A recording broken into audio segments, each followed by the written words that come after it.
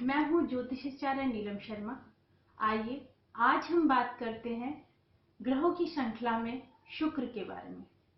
शुक्र अगर किसी की कुंडली में अशुभ है तो हमें क्या करना चाहिए, और अगर शुभ प्रभाव दे रहा है तो ऐसे कौन से उपाय हैं उस शुभ प्रभाव को बढ़ाया जा सकता है, और ऐसे कौन से उपाय हैं जिनके माध्यम से हम शुक्र के गलत प्रभाव को कम कर सकते हैं। तो आइए आज जानते हैं कि शुक्र जब किसी की कुंडली में अच्छा प्रभाव देता है तो वो क्या इफेक्ट करता है और बुरे प्रभाव में क्या इफेक्ट करता है।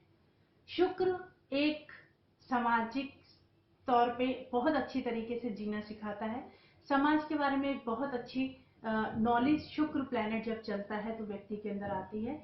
शुक्र जिसका प्रधान होता है उसको सामाजिक नॉलेज बहुत ज्यादा होती है। शुक्र एक विलासप्रिय प्लैनेट है। शुक्र का प्लैनेट जिस भी व्यक्ति के ऊपर मूव करता है उसकी संसारिक इच्छाएं बहुत अधिक होती हैं और वो उसको पूर्ण करना चाहता है। बहुत से लोग उन जरूरतों को एन केन किसी भी तरीके से उसको पूर्ण करना चाहते हैं। ये कई बार गलत साबित हो जाता है।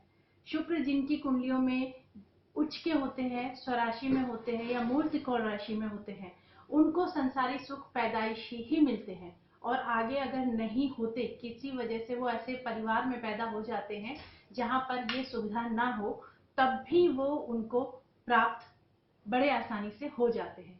परंतु यही अपोजिट अगर शुक्र नीच का हो तो समाज में कहीं ना कहीं उनको अपमान का सामना करना पड़ता है। अगर पुरुष है तो शुक्र नीच का है तो उसको पत्नी सुख में कहीं ना कहीं कमी आती है या पत्नी से कोई किसी प्रकार का उसको कष्ट मिलता है। तो शुक्र इतना ज्यादा अहमियत रखता है कि जिसका कुंडली के अंदर शुक्र है तो सामाजिक मान सम्मान उसका अपने आप बना रहता है और उसको सामाजिक सुख, पूरे संसारी सुख मिलते रहते हैं। तो शुक्र ऐसा कौन सी चीज है जिससे कि शुक्र को बलवान किया जा सकता है। तो शुक्र जिनका बलवान है या जिनका बलवान अस्त है, उसको शुक्र ग्रह को अस्त है, अगर उसको हम प्रभावशाली करना चाहते हैं तो एक डायमंड नग धारण कर सकते हैं।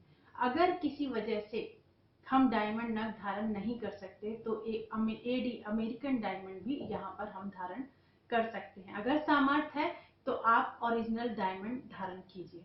हार्मोनल प्रॉब्लम्स जो लेडीज में होती हैं, अगर उसमें कहीं दिक्कत आ रही है तब भी वो शुक्र से संबंधित नग को पहनकर इससे निजात पा सकती हैं। और अगर कुंडली के अंदर शुक्र नीच का है तो हम डायमंड और अमेरिकन डायमंड ना धारण करें। अगर हम धारण करेंगे तो उसका साइड इफेक्ट हमारे जीवन पर देखने को मिलता है।